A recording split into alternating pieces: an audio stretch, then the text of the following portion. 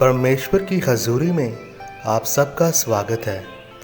हमारा विश्वास है कि आज के वचन को सुनने से आपका जीवन सेम नहीं रहेगा।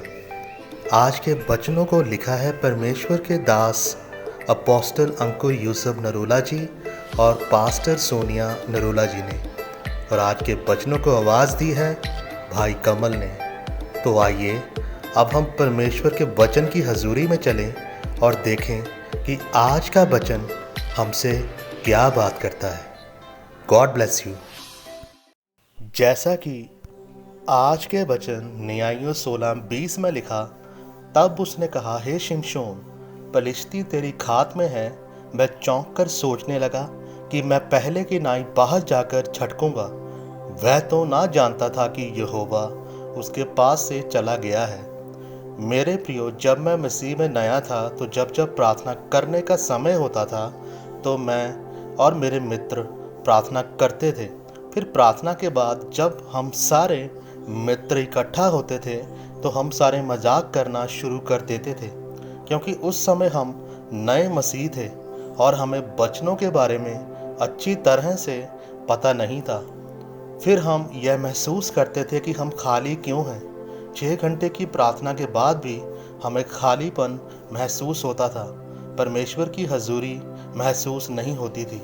फिर मुझे एक परमेश्वर का दास मिला और उसने मुझसे कहा कि अगर तुम 2 साल का मसा 6 महीने में लेना चाहते हैं तो गंदे मजाक छोड़ दीजिए, परमेश्वर के खिलाफ कुड़कुड़ाना बंद करें और अपनी प्रार्थना के समय को एक जैसा रखें, परमेश्वर से रिश्ता बनाएं।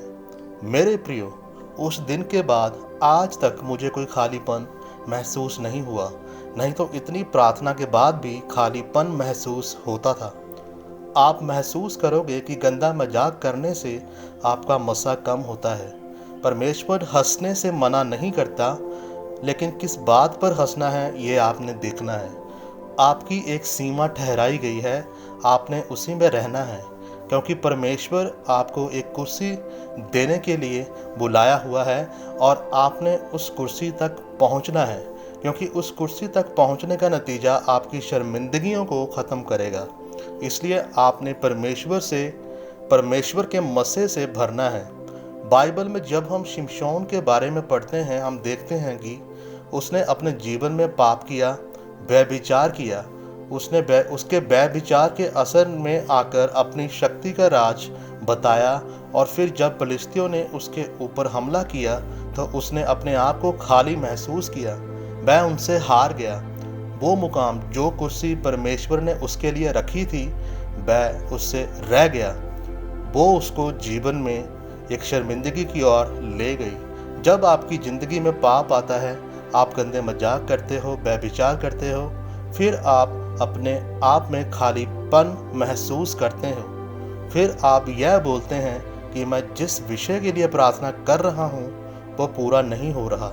मेरी ज़िंदगी में बीमारी परेशानी ख़त्म क्यों नहीं हो रही। इसलिए मेरे प्रियो, गंदे मजाक करना, व्यभिचार करना सब कुछ बंद कर दीजिए, ताकि जो कुर्सी परमेश्वर ने आपकी ज़िंदगी में रखी है वह आपको दे सके। अगर आप चाहते हैं कि आपकी ज़िंदगी में खालीपन ना रहे तो वचनों को पढ़ें और उन पर ध्यान लगाएं। इस वचन के द्वारा परमेश्वर आपको आशीषित करे। आमीन। आइए अब हम आज के अंगीकार को करेंगे जिसे परमेश्वर के दास ने लिखा है। सर्वशक्तिमान परमेश्वर, इस वचन के लिए मैं आपका धन्यवाद करता हूँ। पिता, मैं अंगीकार करता हूँ कि मैं गंदे मजाक नहीं करूँगा, प्रार्थना करूँगा ताकि मेरे जीवन में खालीपन ना रहे। मैं अपनी प्रार्थना के समय को एक जैसा करूँगा और अपना रिश्ता आपके साथ मजबूत करूँगा। प्रभु यीशु मसीह के जिंदा और जलाली नाम में मैं मांगता हूँ। आमीन।